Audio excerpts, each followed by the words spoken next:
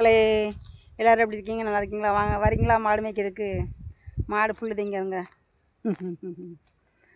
ஆமாம், காட்டில் காஞ்சி போய்ட்டு இதில் பயிர் வச்ச இடம், அதனால் பச்சைன்ட்டு இருக்குது, அதனால் மாடு மேயுது. இந்த மாட்டுக்கு கூட நம்ம வாய் இல்லைன்னு நினைக்கும், ஆனால் அந்த மாட்டுக்கு இருக்க அறிவு மனுஷங்களுக்கு இராது மக்களே. இந்த மாடு நம்ம திடந்து தண்ணி வச்சுட்டு சாப்பாடு போட்டு இற போட்டுக்கிட்டு இருக்குமா, ஒரு நாள் வேறவங்க இற போட்டாக்கி நம்மளை தேடும். இந்த மாடு பசு எவ்வளோ நன்றியோடு இருக்குன்னு தெரியுமா? எல்லோரும் சொல்கிறாங்க நாய்க்கு தான் நன்றி இருக்கு சொல்கிறாங்க. இல்லைங்க, வாயில்லாத ஜீவனுக்கு எல்லாத்துக்குமே என்ன ஆகும்னா நன்றி இருக்கும். பார்த்தீங்களா, மாடை சாயந்தரம் எங்கள் தோட்டத்துக்குள்ளே விட்டு மேய்ப்பேன். ஆமாம், ஒரு நாள் நம்ம வேறு யாராவது இற வச்சாங்கன்னு வச்சுக்கோங்களேன், நம்ம எங்கேயாவது போயிட்டு நம்மளை தேடும்.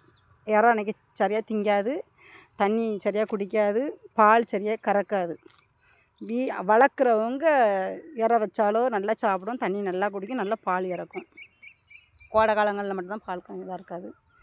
அந்த மாடு வாயில்லாத ஜீவன் கூட நமக்கு இற போட்டாங்கங்கிறதோட நன்றி விசுவாசங்கிறது இருக்கும் மாட்டுக்கு கூட.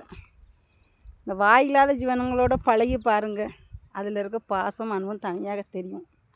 நம்ம பக்கத்தில் போயிட்டு திரும்பி வந்தோம்னா கூப்பிடும், அம்மான்னு சொல்லி கூப்பிடும் நம்மளை.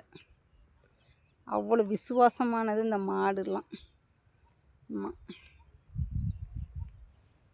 மனுஷங்களுக்கு எவ்வளோ நல்லது செஞ்சாலும், எவ்வளோ தான் நம்ம உயிரை கொடுத்தே இது பண்ணாலுமே நமக்கு என்ன பண்ணுவாங்க, குறுக்கில் குத்துற துரோகியாக தான் இருப்பாங்க மக்களே, ஐயா மனுஷங்க.